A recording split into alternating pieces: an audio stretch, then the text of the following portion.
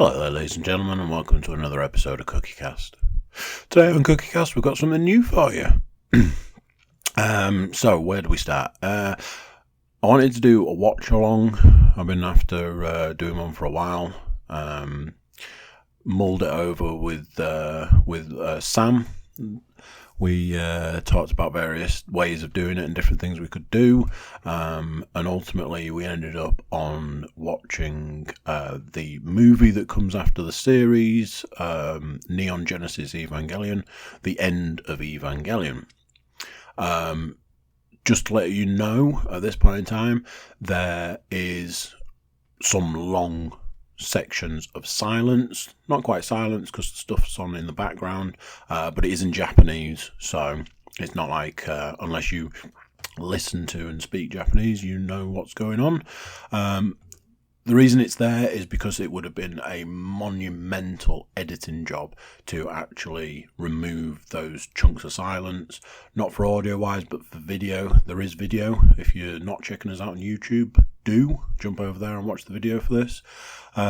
So yeah, I've left it raw, but it does mean that there's some bits of silence, I'm afraid. It is also 2 parts. It was nearly 2.5 hours long. So yeah, there's a bit of blurb at the beginning of the first part and a bit of blurb at the beginning of the second part. So yeah, anyway, let's crack on. This is Cookiecast, the watch along for the End of Evangelion.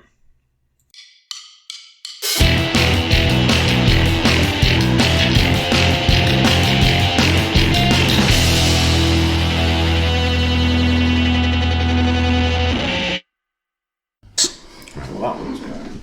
And then, obviously at this point in time, it's like, oh yeah, turned all the fucking cameras off. Don't you deck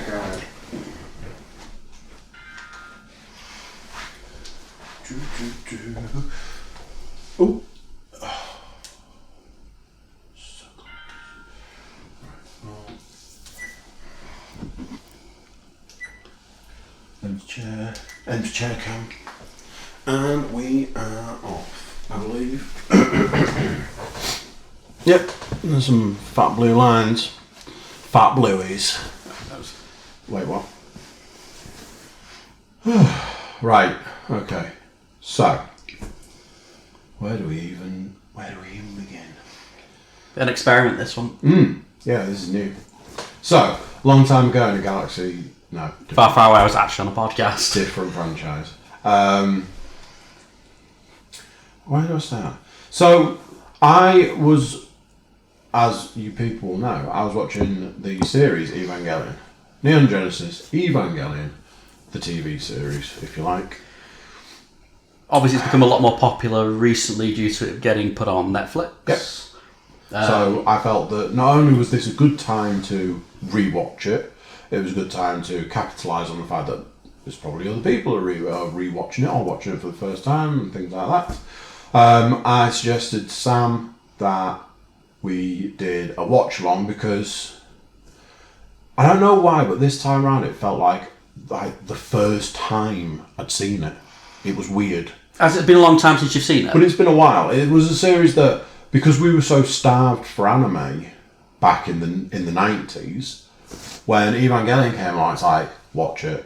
You know, we weren't even getting my mate Luke, his brother, was buying the VHS. Well, I had all 13 tapes of Evangelion. Yeah. Because I say there were 3 series that AD Vision released in the UK, which was Evangelion, Martian Success in Nadeshiko, and Bubblegum Crisis Tokyo 2040, and Evangelion was the biggest of those. If it's one thing that kids today won't appreciate is that they were £13 a tape, and that was in 1998, and you had to get 13 of them. £13 in 1998 is £4,000 now. But I could remember in those days as well, as like you didn't have like the dub and subtitle track. You had the dub, and you had the dub, and you can like it. And this is something that has made me wonder about whether that's why it felt like the first time I watched it, because I watched it subtitled. It is the better of the two. I actually quite like the English dub.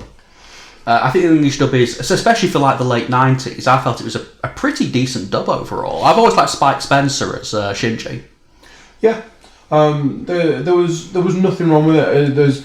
There are anime that you watch and you go, Jesus, you have to like slog through the dubs, and then there's anime that you watch and you go, it's perfectly serviceable.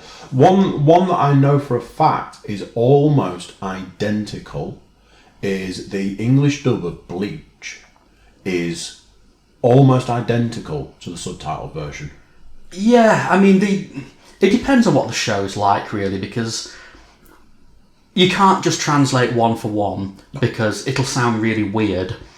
Because I know we're sort of getting a little bit off topic here, but like Persona 4, if you ever played that actually in the English dub use the honorifics.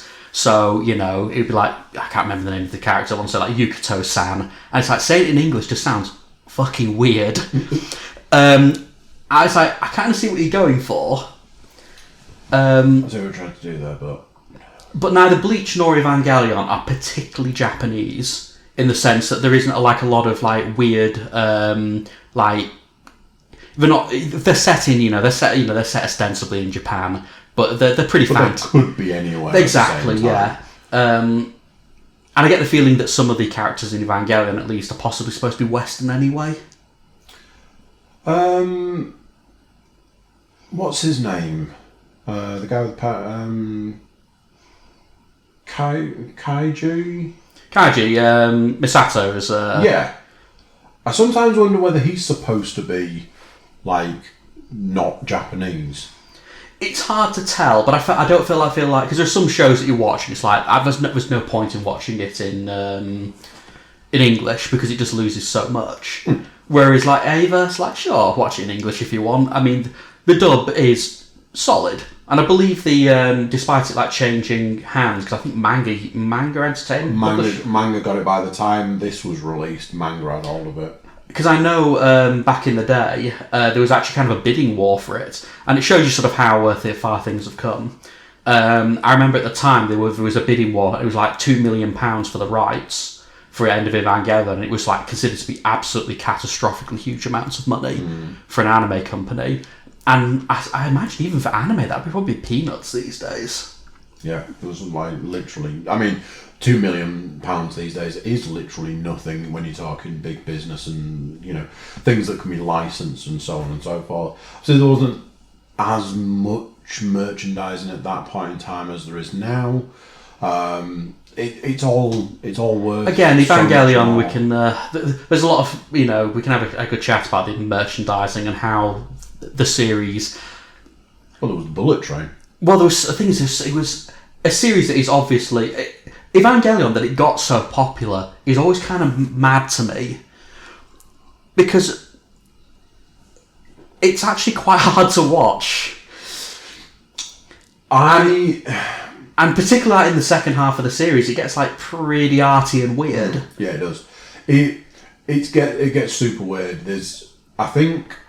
The bit that always stands out to me as being the point where it's like, man, this is just off the wall, is Oscar in the bath.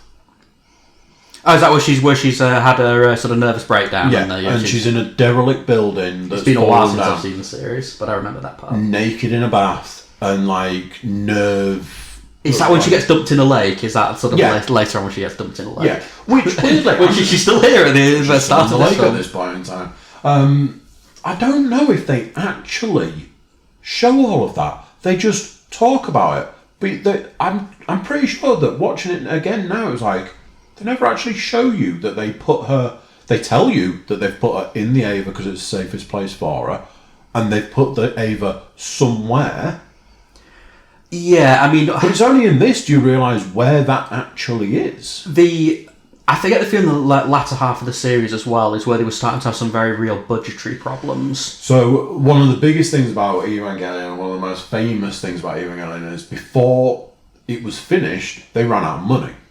So, what is it, like the last 4 episodes? It's the last 2 episodes are the famous ones. Episodes 25 and 26 were... I mean, there were budgetary problems, but I don't know if it was quite as pronounced as it was supposed to be at the time, because obviously those last 2 episodes are incredibly avant-garde. It's just, when you've got like live action segments, like Yep. Hideaki Anno's weird sketches. Yeah, some of it's drawn on like napkins, and it's like, what is happening right now? And it's supposed to be art. No, they didn't have any money to do the rest of the series. Because I've heard this said about, because Gunbuster was another one where they claimed they'd run out of money, same director. And I don't think they did. I think they could, if they wanted to, they could have animated. I think they genuinely wanted that to be that way. Because sort of a good seg, really, is that the End of Evangelion was like this massive hyped event, because a lot of people who watched Evangelion hated episode 25 and 26, which I never really got, because I don't. Yeah, okay, it's not particularly conclusive, but it's also very much like the rest of the series. I feel like it's a very appropriate capstone to the series. There's a lot of talking, which I imagine is also a monetary thing. Yeah, and you get a penguin saying congratulations to you. Yeah, and that's Evangelion. It's like, that's how I expected this series to end, with a penguin saying congratulations to me. So there are aspects of it that feel right, but watching it this time around, it's like, oh my god, I forgot that the actual end is just loads of people clapping. It's like, well done, Shinji, you made it to the end of the series. That's kind of how it ends. It's because what we were saying about it's episode 16 where the series takes a handbrake turn. Yeah. And at that point, it stops being a show about angels and robots and all. Because at that point, up until that point, it's still largely villain of the week.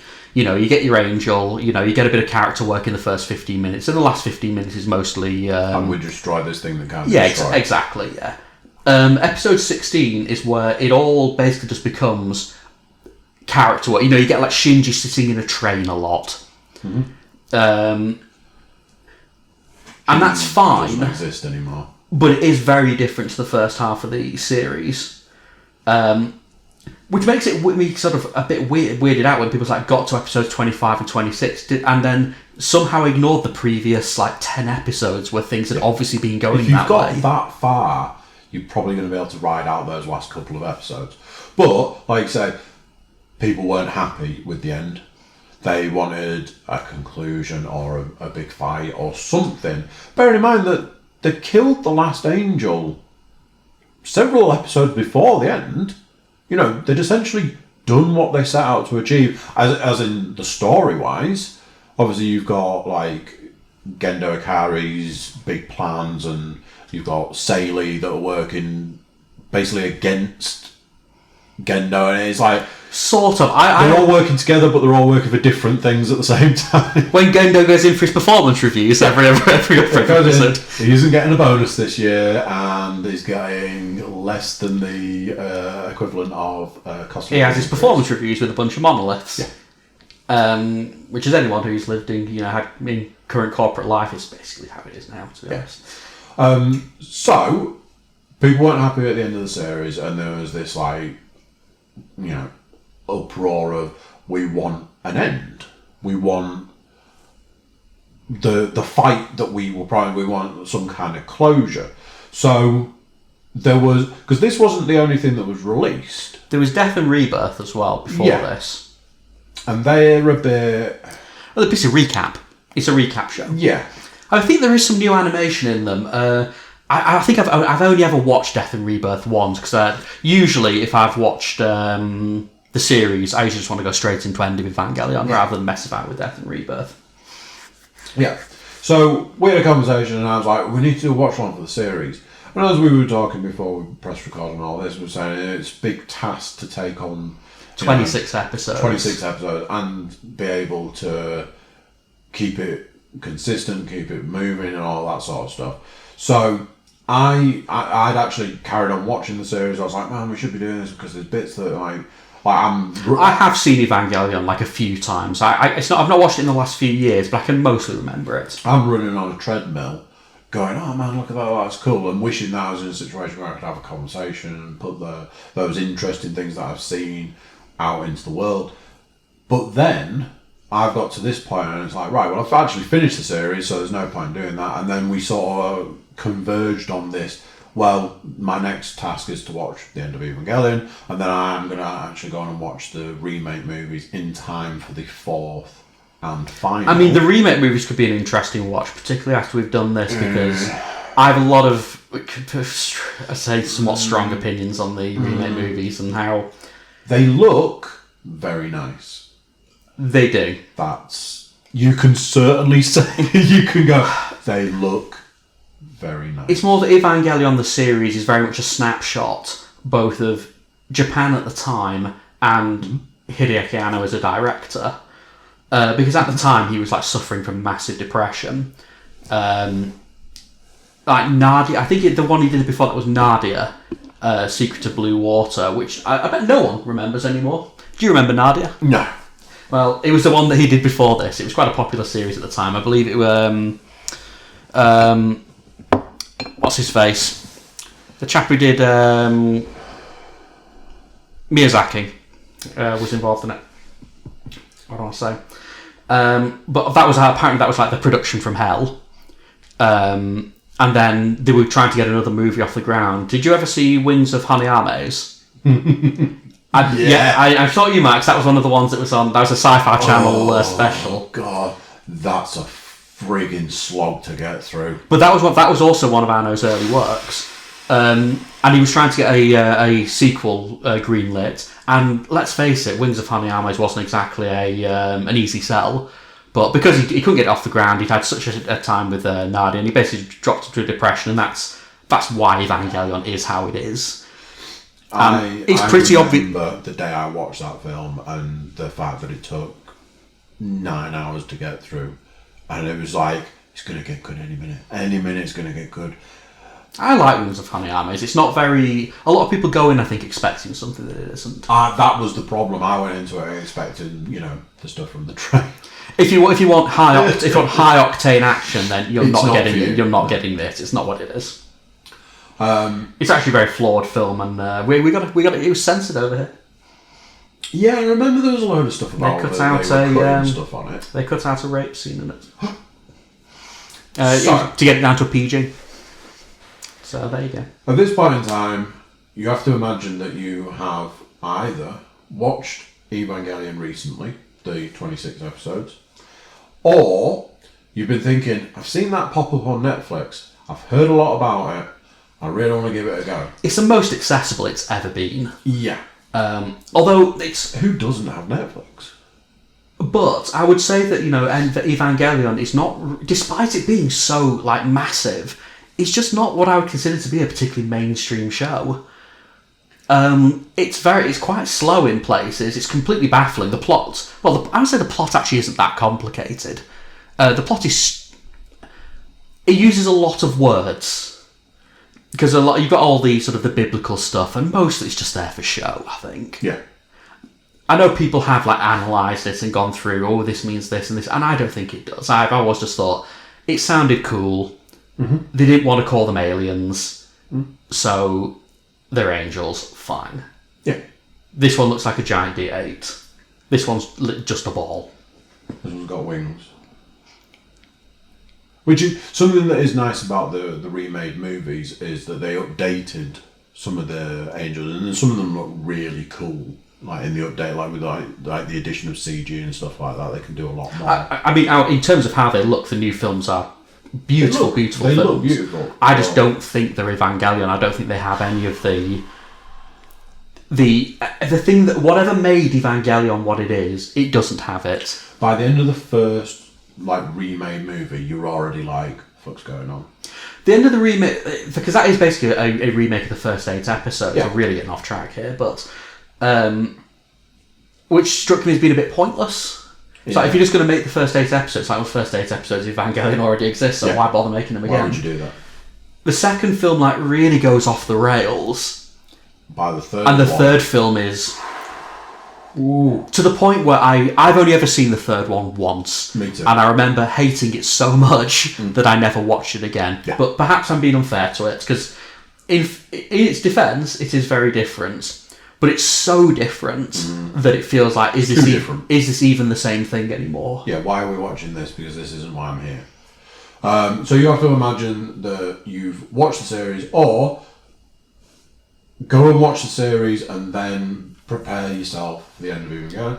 Or you've watched the series, you've watched End of Evangelion, and now you're a bit like, well, what happened in it? can somebody explain it to me?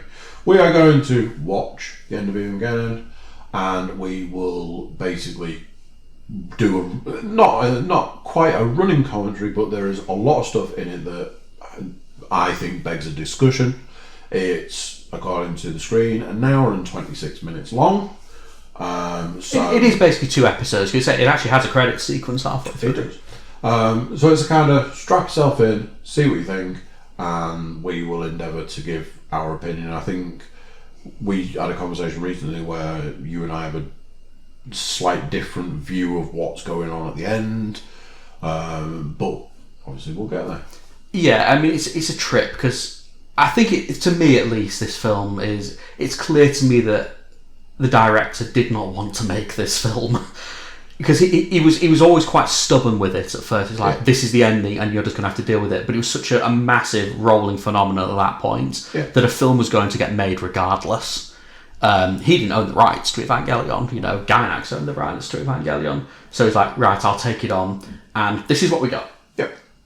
Shall I put it on? Go.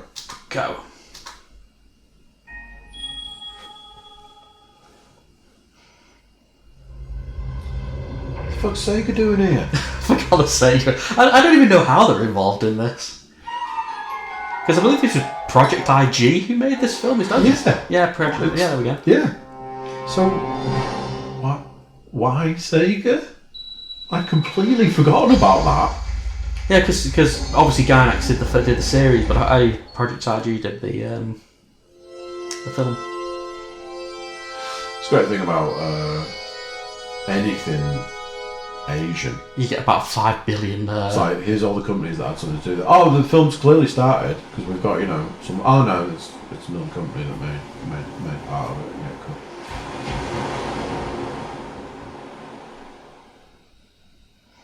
At least Tropic Thunder had fake adverts. Oh no, it hasn't started yet. This film's just like Tropic Thunder.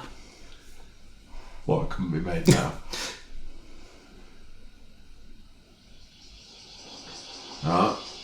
This looks like it might have started.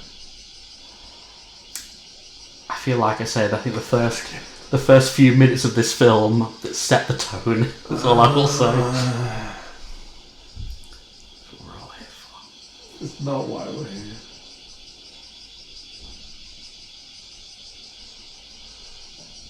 Look at it. It's fucking beautiful. This is the late days of cell animation. When animation was actually animation. Production IG have always done some real nice looking films.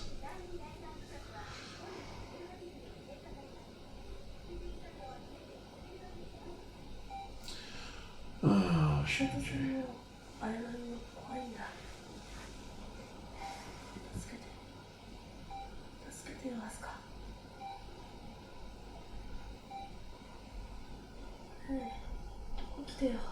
So she's not in the lake at this point.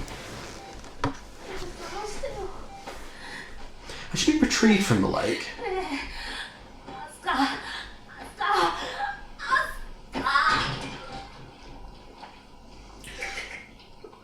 Something I realised about if you're just listening to anything animated, it all sounds like porn.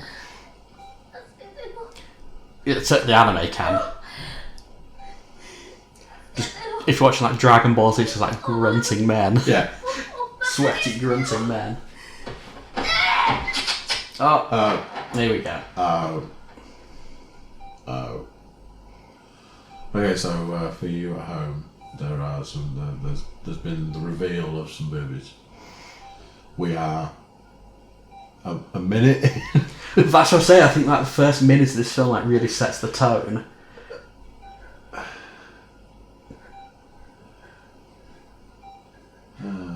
Shinji, don't be that guy. Come on, dude. It's really, really nice looking door handle. Look at the effort that's gone into that. Somebody spent weeks. Gorgeous looking door. Oh no, it's Shinji's spunky hand, everyone. Oh, Shinji. Very famous scene, but I feel like that sets the tone. Episode 25. Cool. 第一種警戒態勢のものか。なぜ最後の人だっあの少年が。ああ、全ての使徒は消えたはずだ。今や平和になったってことじゃないのか。じゃあここはエヴァはどうなるの？先輩も今いないのに。ネルフは組織解体されると思う。俺たちがどうなる So obviously at this point in time, is what we were saying. They fought the final angel. Yeah, Karu's done his thing, had his homoerotic experience with Shinji. He had his head popped off. Yeah. 完全な単体としての生物へと人工進化させる関係はまさに理想の世界ね。そのためにまだいい会は使うつもりなんだ。 We're still talking アダム about やネルフではなくあのエヴァをカジ君の予想通りにね。約束の時が来た。ロンギヌスの槍を失った今。 Oh yeah, I forgot the space still stuck in the moon. Still stuck in the moon. That's like quite early on in the series, I think, where the lands get stuck in the moon. エヴァを生み出すためにその存在があったのです。人は新たな世界へと進むべきなのです。そのためのエヴァシリーズです。我らは人の形を捨ててまでエヴァという名の箱舟に乗ることはない。これは通過儀式。閉塞した人類が再生するため。滅びの宿命は神聖の喜びでもある。 So we want about the plot, but like the shots and it's really quite beautifully directed. Yeah. A big part of the reason why I was so taken with the series this time round is just how beautiful certain pieces are. It does a lot with its budget because it's a lot of still shots, there's a lot of Dutch angles, and it's shot very tastefully sometimes. Sometimes it's just a big shot of Misato's ass as she's leaning over a table. I got really panicked towards the back end of the series when Ritsuko destroys all of the rays. It's like, so the ray that we've got now is the last ray, but they kind of have a bit of a shelf life. So what happens when this one goes? I think they're kind of working on the idea that everything will have happened by that point. This is the definitive ray now.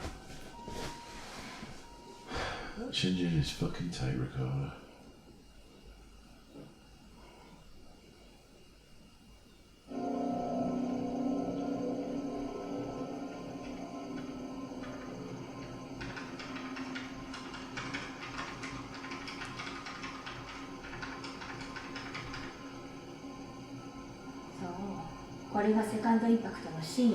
Like at this point, Misato's gone completely rogue. Oh yeah, completely. But at this point, this is the end game, as it were. So it's fine. Misato has a happy ending. It's fine. Everyone has a happy ending in this series. Oh, because this is where, because they're attacked. Yeah, the military attacked them at this point. Because they realise that they're too powerful because they've got giant fucking robots. 侵入者はマキシロのマギ2号か。いや、少なくともマギタイプ4、ドイツと中国、アメリカからの侵入が確認できます。兵は総力を上げているな。非が兵力差は1対5。部があるぞ。 It's one thing I'm perhaps unclear on because I've not watched the series recently.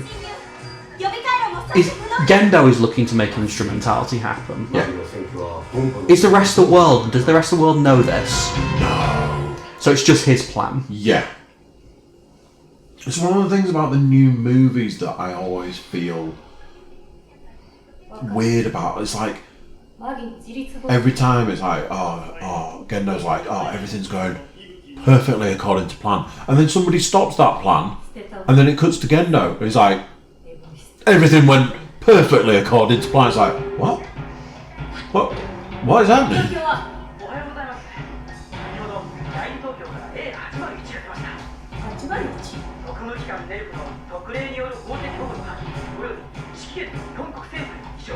Misato's really the only one in the entire series who's got her shit together, really. Which is weird, seeing as she's portrayed as the one person that doesn't have their shit together. She's drinking 100% proof beers all the way through it at like 9 o'clock in the morning.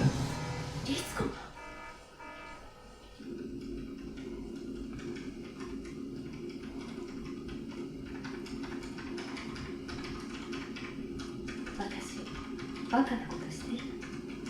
ロジックじゃないもの、男と女。そうでしょ。母さん。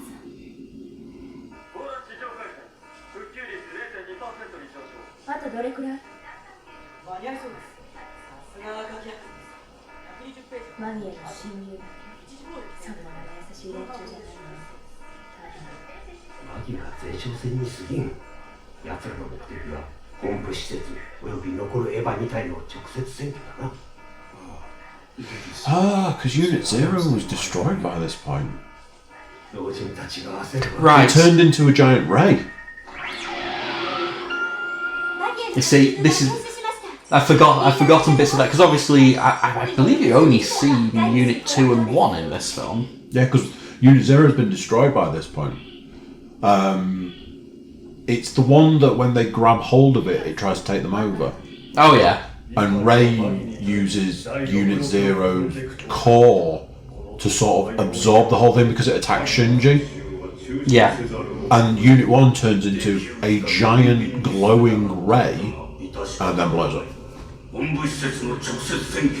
if you're into giant rays, this film's for you. This film is for you. Weirdly, I think I've seen this more than I've seen the series. Well, it's so easy to just put this on, isn't it? It's like 90 minutes of... I just want to watch something nicely animated and a bit weird, yeah. Whereas the series is a bit of an undertaking.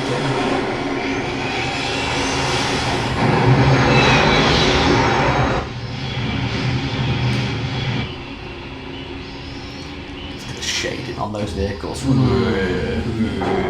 look at it. Back when you knew how to shade those properly.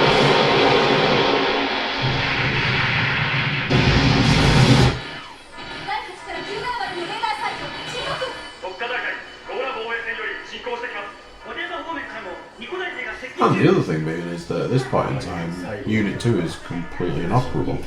Yeah, because Asuka is essentially in some kind of weird coma.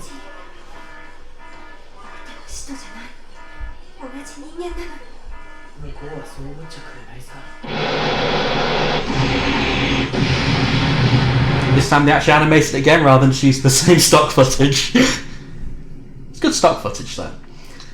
He's about to die. 100%, yeah. Yeah, stuck as Stabby. Our blood was real red. おいどうした？おい！なんだ？南のハブステーションです。 Machine gun blast.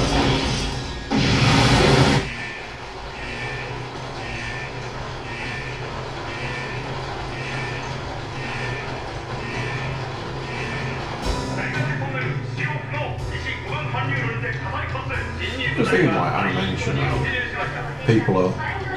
people's running is portrayed. Like people run really weird in animation. Like, would you run like bent in half? Like running like... Well, I mean, it's not striving for realism.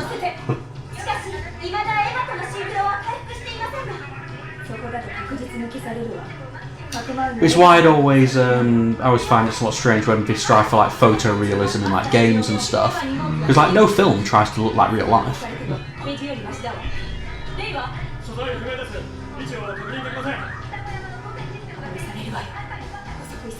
At least it's not rotoscoped.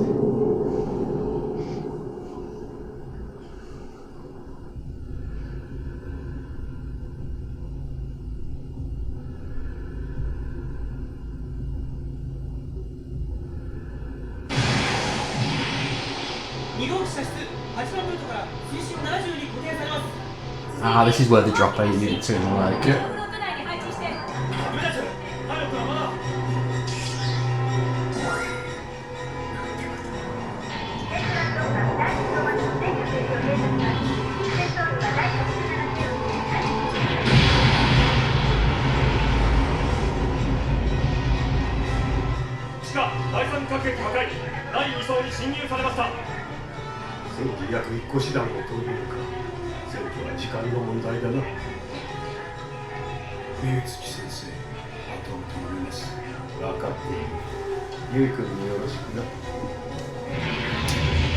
Did he and Yui have like a unrequited relationship kind of thing going on.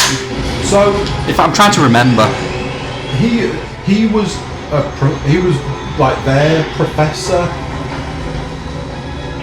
and Gendo was like a bad boy. Because like there's a bit where he like picks him up from jail basically, and like he'd been fighting and this that and the other. But yeah, he had a real thing with Yui. for Yui, and then the next day it's like, oh, I've met this guy, and he was like, oh, and then it turns out to be Gendo, who nobody likes. yeah, this is pretty bleak, this part. It's just yeah, It's just a massacre. ooh, yeah. Flamethrowing a lift is bad times. 第3歳 B ブロックに侵入者ゴールできません F ブロックからもですメインバイパスを攻撃されました第3層まで破棄します。戦闘員は下がって803区間までの全通路とパイプにメイクライトを注入。はい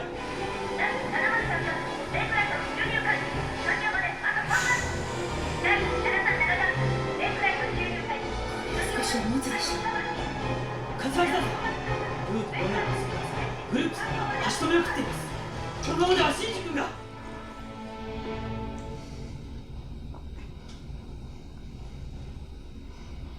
非戦闘員の白兵戦闘は極力避けて。向こうはプロよ。ドグマまで交代不可能なら投降した方がいいわ。ごめん、あとよろしく。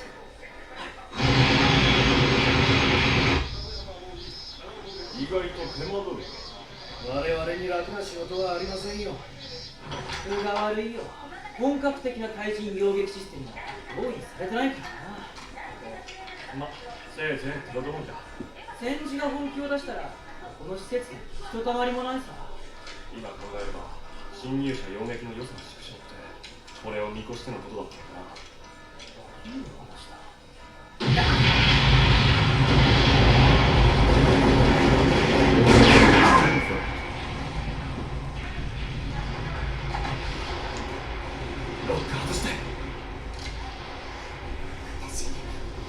私鉄砲なんて撃ってません。訓練で何度もやってんだろうでもその時は人なんていなかったんですよ。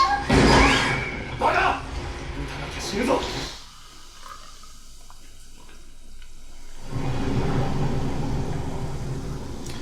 I've always wanted to get an Evangelion t-shirt with some of the episode titles on. That's a particularly good one.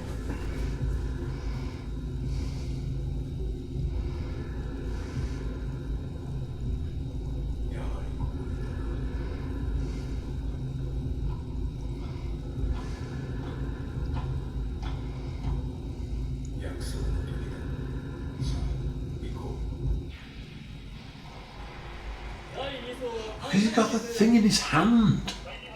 Oh yeah, he's got the embryo in his hand. I can remember that bit for some reason. Is it an Adam embryo, I think, in his hand? Yeah. Or Lilith?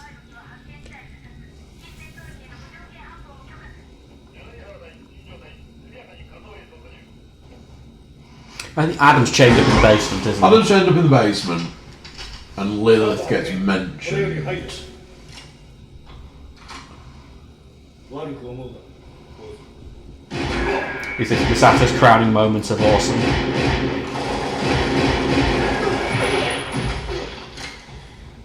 悪く思わないでね。さあ、行くわよ。初号機へ。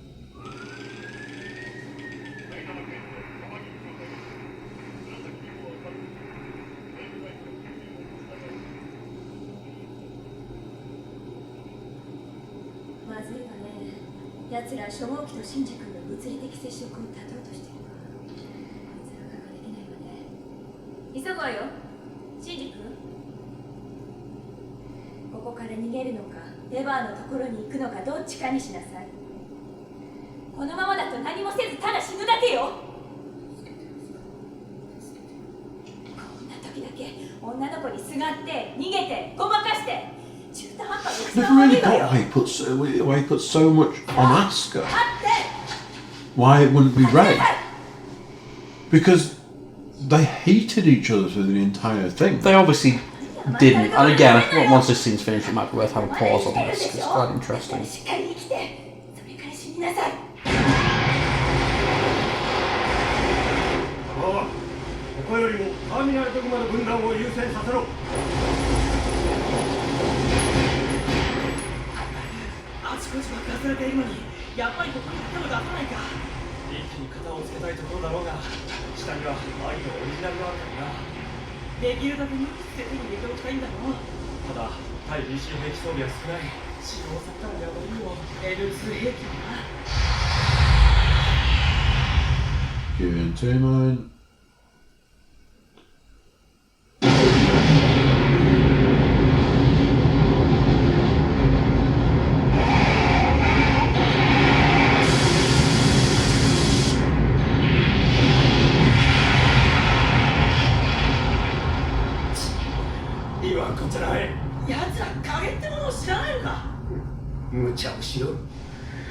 Is that the geofront that just blown up? Yeah.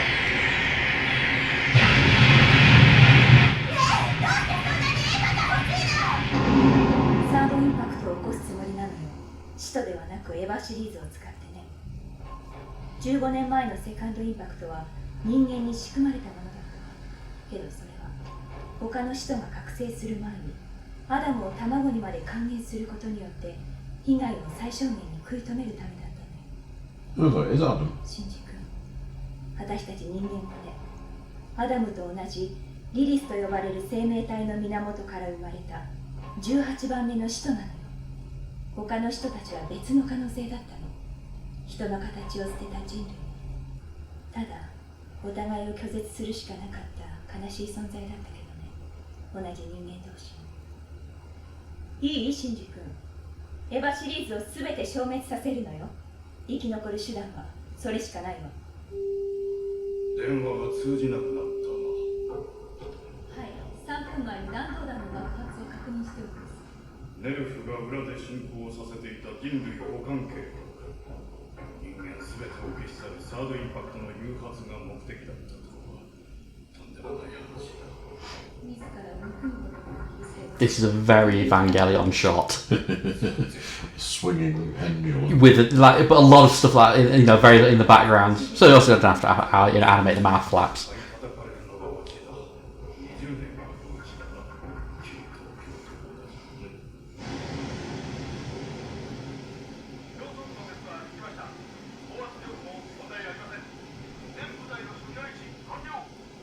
現在ドグマ第3層と紫のやつは制圧下にあります。赤いやつだ。ステーコ推進702で発見。専属パイロットの生死は不明です。 You start dropping depth charges. They do a bit later on, yeah. If I remember rightly.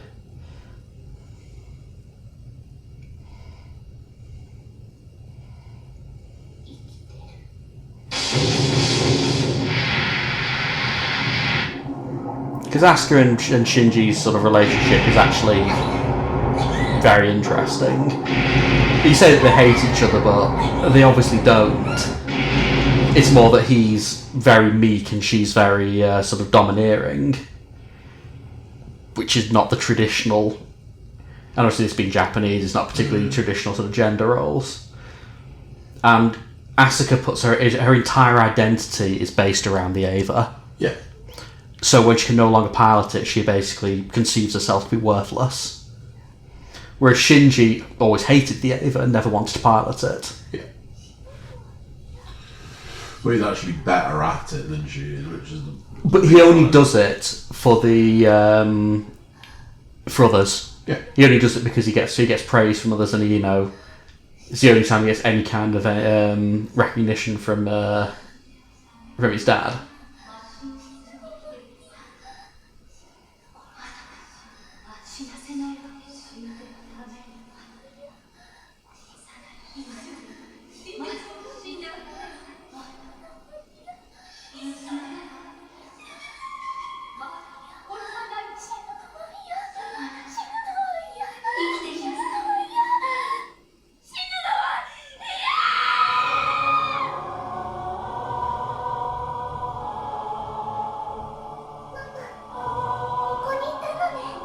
Also about the fact that Oscar's mother tried to kill her. Well, yeah, because basically all the children are kind of fucked up.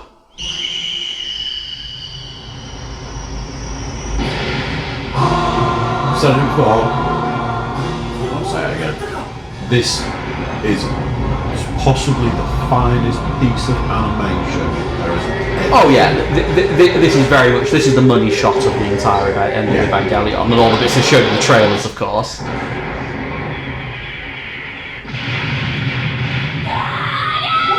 Which is what would happen if Evangelion actually had the budget to do its fights properly, and that's this.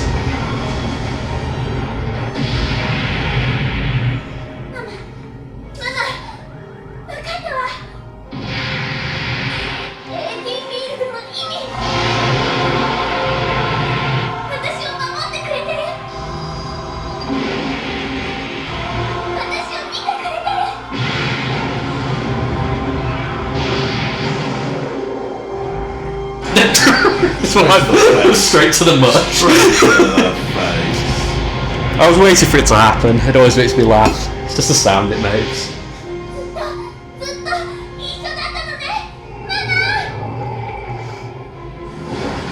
Oops.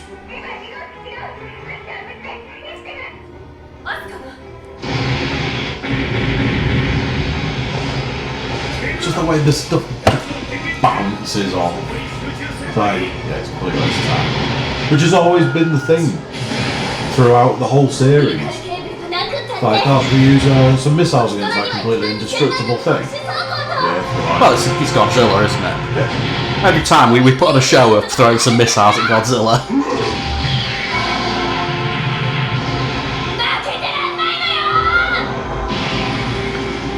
Evangelion's quite interesting in that I would generally consider like robot shows to fall into two distinct categories, which is your super robot shows and your more realistic robot shows, and this has got elements of both, which is quite interesting. Because obviously that's a super robot, but it's got all the power cable nonsense and stuff too. It's plugged in. And like repairing it is actually a massive pain in the arse. Well, repair. A ridiculous amount of money. And for the short-lived moment where everything was fine. I always like the look of the mass production apes. They do look cool. Creepy. Yeah, they're great. They're really creepy.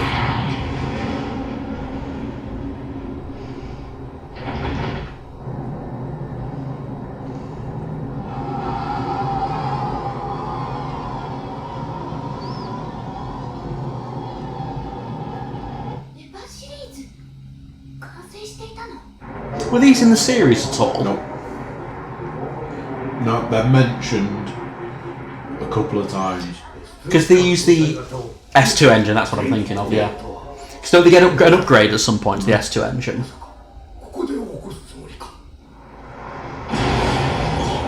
Still got the tennis shoes. Yeah. It's one thing they couldn't lose from the original Evas.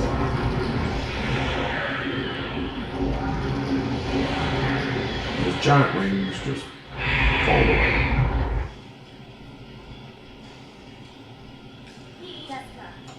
It's crash. That poor car. It's been through so much. 初号機へは非常用のルート20で行けるのね。はい。電源は30に確保してあります。3分以内に抜ければ第7ゲージで直行できます。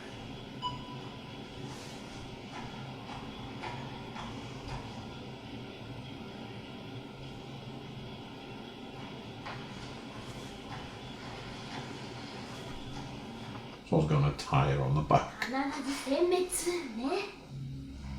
ミサトも病み上がりに軽く言ってくれちゃって。残り3分半で9つ。火につき20秒しかないじゃない。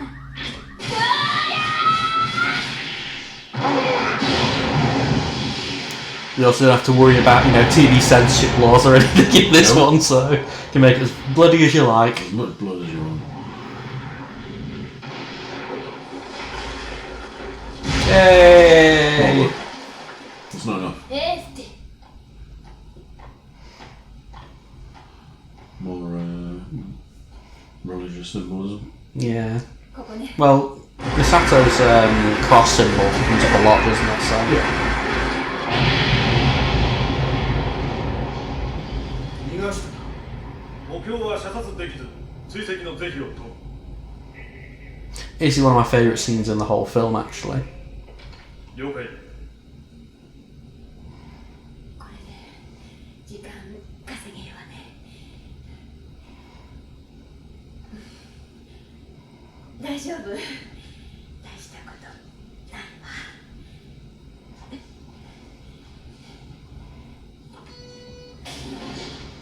電源は生きてる。いけるわね。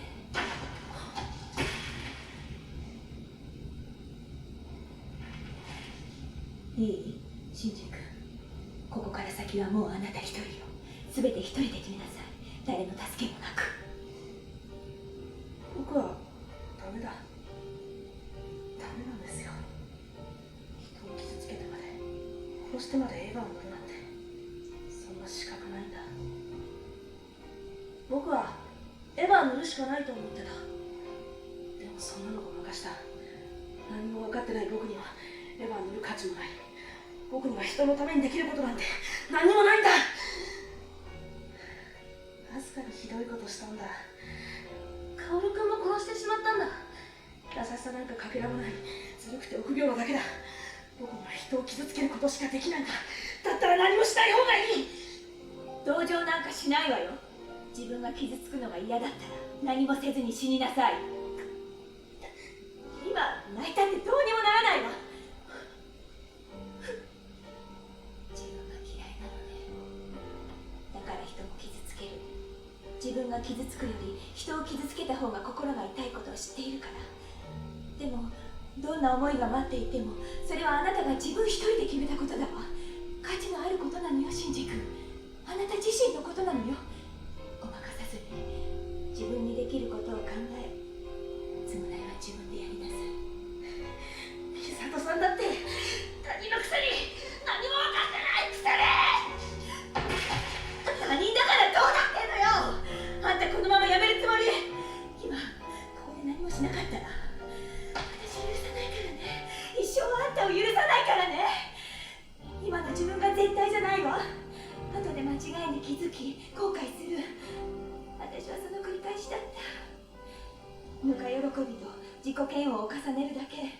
でもそのために前に進めた気がする。いい？シンジ君、もう一度エヴァに乗ってけりをつけなさい。エヴァに乗っていた自分に何のためにここに来たのか、何のためにここにいるのか、今の自分の答えを見つけなさい。そしてけりをつけたら必ず戻ってくるのよ。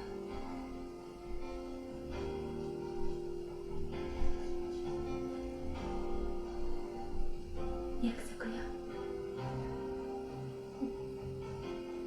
いってらっしゃい。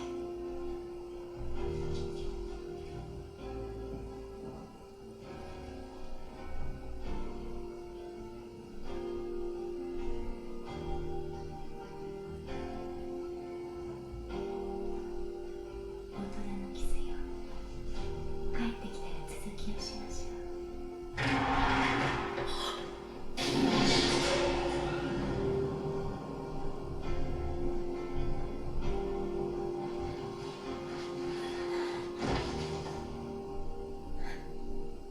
こんなことならアスカの言う通りカーペット変えとけよかったね。ペンペンカジ君、私これでよかったわよね。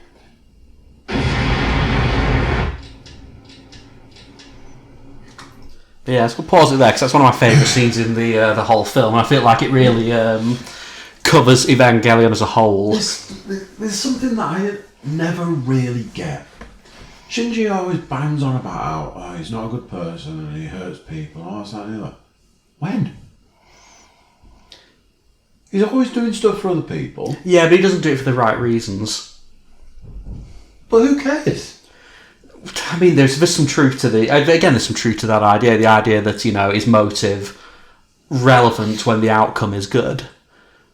you could say, well, again, if someone gives to charity, is their motive relevant if that charitable act still happens? It's kind of the same with Shinji, is that he's supposed... One thing I noticed that you generally, if you watch Evangelion when you're younger, you generally hate Shinji. Okay. But when you watch it when you're older, you generally feel a lot more for Shinji. Because he's had a shit time of life. It's one of the things but he doesn't do himself any favours either. No, he doesn't. It's one of the things that I feel that they really got wrong in the remade movies. Don't get me started on the wrongness of Shinji. Shinji's just a whining little bitch through those films. And they've completely missed the point of the character. In that scene, though, in particular, because I know I've said a lot, I really like Masato and how she's actually... Because anime has a terrible habit of just making people... the whole thing. This guy's the funny guy. They're all two-dimensional. Exactly, but I've always thought Misato's an incredibly well-rounded character, and I've always liked her relationship with Shinji as well, because she doesn't really know how to deal with him. No. She only really because she lost her dad really early on. She only really knows how to interact with men in one way, well, basically either professionally or sexually. Yeah. And Shinji, she can't really interact either. And obviously she's got her own sort of feelings of, sort of motherhood, I suppose, twisted up in it as well. Yeah. So, yeah, I've always found their dynamic, quite interesting. And, yeah, that is her death scene. It's the fact that, in her death scene, the thing she does is, she kisses him and then pushes him into a lift and then dies. And that's... Yeah, it's a great scene. Mm. And I feel like it really sort of shows it's a weird thing. One thing I've not watched this for a while is that Shinji doesn't actually seem to do anything apart from he's actually quite catatonic all the way through it. At least for this. And the weird thing is, having watched the series, and obviously you've got the the everybody clapping ending sort of stuff, and it's like, right, okay, everybody's clapping at the end, cool. But if you take away those last couple of episodes and replace it with this, there's absolutely no reason for Shinji to be like this, other than the fact that there's the whole stuff about how he kills Kaoru. Yeah, I mean that's kind of his turning moment, though, isn't it? Because at that point, because Evangelion is kind of like a waveform of getting better and then getting worse. Yeah. Because there are periods where Shinji seemed, and particularly Shinji and Asuka, they seem to have, at one point, they have a reasonably cordial relationship. Yeah, they've got a normal relationship. Well, it's a competitive relationship, but, it works between them. The episode where they're home alone. Yeah. And that's very sort of normal in a lot of ways. That's the sort of stuff that happens with the children of that age. They're sitting and watching TV, doing homework, and experimenting with things. The things with anime in general doesn't say... I said before, it doesn't generally do nuanced characters. It just doesn't. It's just not where it shines. And that's where because Evangelion is often held up as this, bizarre, plotless, baffling thing. And it's mostly just a character drama. And those, I think, is where it's at its strongest. And it's at its weakest when it's trying to be profound, I suppose. Because I wouldn't say that scene is particularly profound, but it is moving, which is all you really want out of a film. We'll continue on. Let's go for it. You're saying about him being catatonic, because the thing that I remember about this is when he ends up at the other end of the lift ride. He doesn't do anything. He's just like, now I'm at the end of the lift.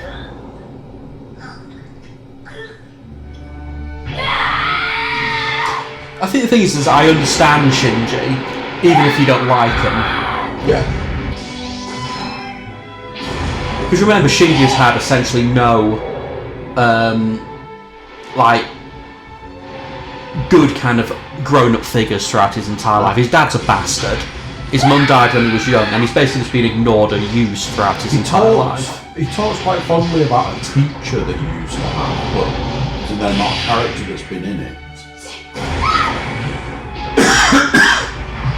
Because Shinji's buddies are obviously, again, when he starts to get better, I can't remember their names, I want to say Toji and... Can't remember the other guy. Yeah, and obviously then there's the scene with Toji in Unit 3, because he becomes the pilot of Unit 3, and then Shinji ends up. I don't think he kills him. Doesn't kill him.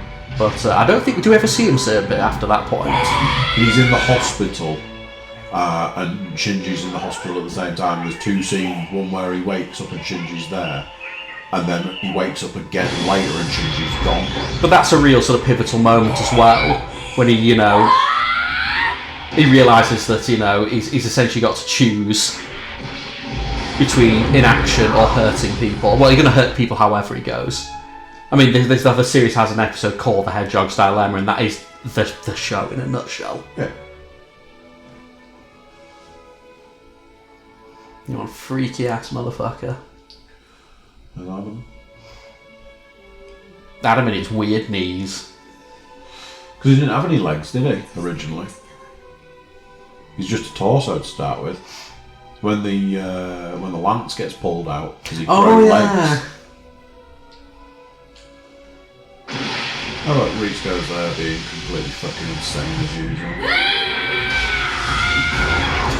Leg. It's incredibly animated scene.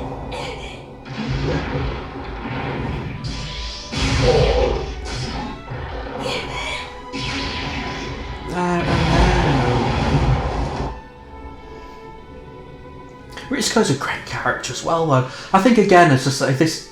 So few anime have like properly developed adult characters. Yeah. Weird thing about Ritsuko is that they spend a lot of time through it hiding how batshit mental she is. Again, it's everyone's got daddy or mummy issues in this she's show. got mummy issues.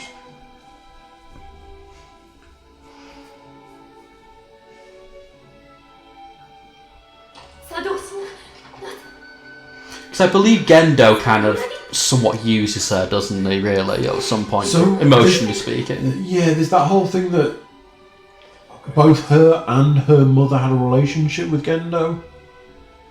Oh yeah, I had actually forgotten about that part.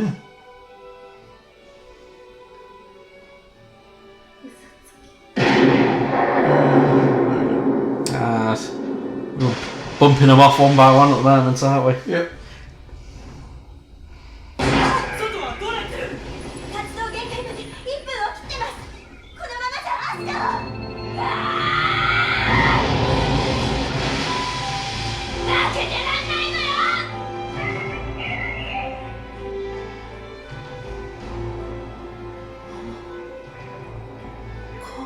But this is the thing. Shinji got to the end of the lift, realised that Misato is probably dead, and does what he does for the whole time up to this point. Just sits there and does fuck off.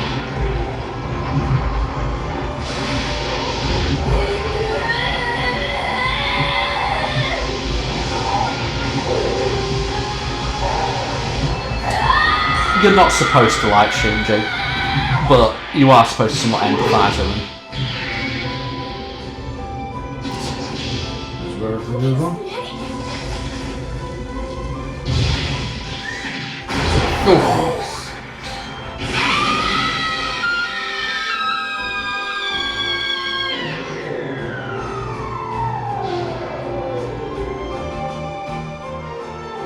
I find this bit to be truly heartbreaking. Well, it's really graphic. It's a really difficult watch.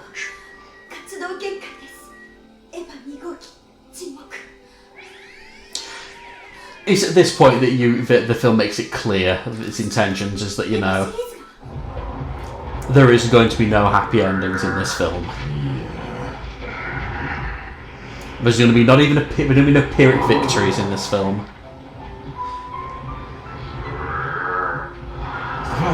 To me, they all look like the Joker. They've all got the manic, red lip smiles.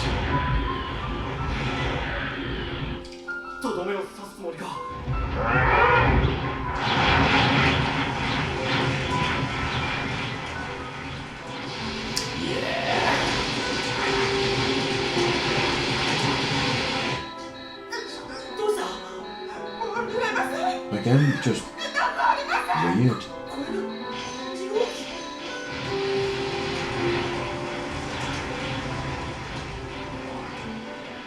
Because yeah, I mean, obviously the point of an Eva is that you sync with it and you feel everything it feels. So she's been taught, she's been literally eaten alive.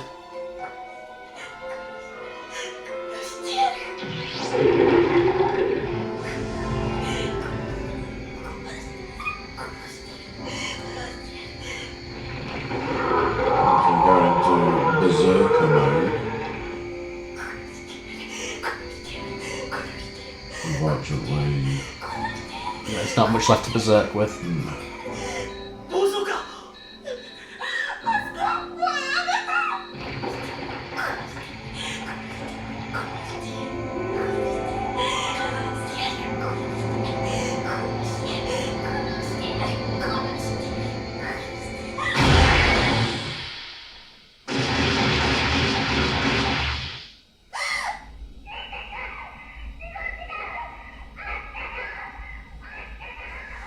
エヴァに乗れないんだ。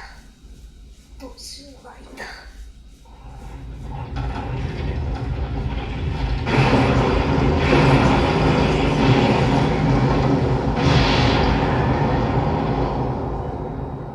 母さん。初号機が動き出したか。 no, fucked.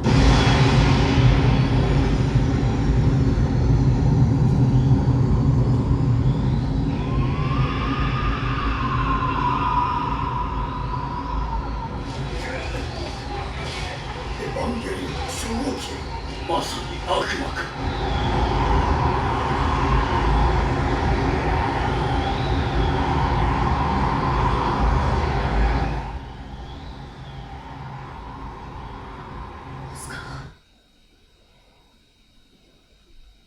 Great.